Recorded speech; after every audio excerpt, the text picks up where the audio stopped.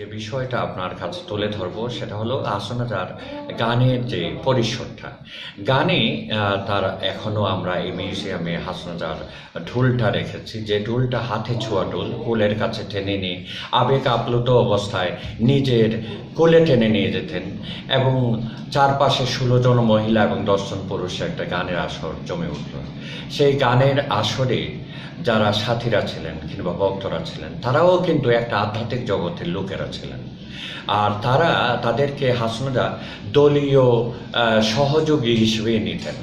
আর একেবারে সাদামাটা গ্রাম্য লোক যারা ছিল তারা কিন্তু খুব বড় লোক ছিল না হাসনাজার মতো, কিন্তু গ্রাম্য সেই লোকদের তারা ছিল আধ্যাত্মিক জগতের সাথী। হাসনাজার সেই ছবিটি হাসনাজার একমাত্র ছবি, অর্থাৎ 1914 সালে কলকাতায় তিনি 60 বয়সে এই ছবিটি তুলেছিলেন এবং এই ছবিটি এনে বাড়িতে তারপরে পরিবার পরিজন এমনকি ভক্তজনের কাছেও বিলিয়ে দিয়েছিলেন সেই ছবিটি, যার দরুন একটা কপি আমরা শেষমেশ পেয়ে গেছি।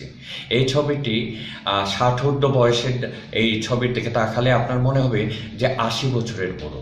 আসলে হাসনাজা আধ্যাত্মিক চিন্তা চেতনায় এত মগ্ন ছিলেন এবং তার জীবন জগৎ নিয়ে এত ভাবনায় ছিলেন, তার বয়সও হয়ে গিয়েছিল ভারাক্রান্ত, যার কারণে এই ছবিটি আমরা 80 বছরের বুড়ো মতো দেখি। আর হাসনাজা বেঁচে ছিলেন মাত্র 68 বছর, 1854-তে জন্ম, 1922-এ মৃত্যু। এই ছবিটার বিষয়ে আমরা বলবো যে আসলে নিজের আসল ছবি রেখে আমরা হেলাল খানকে সামনে রেখে যে ছবিটা এঁকেছিলাম, কোনো একজন এঁকেছেন, সেই ছবিটা হয়ে গেছে আসল হাসনাজা।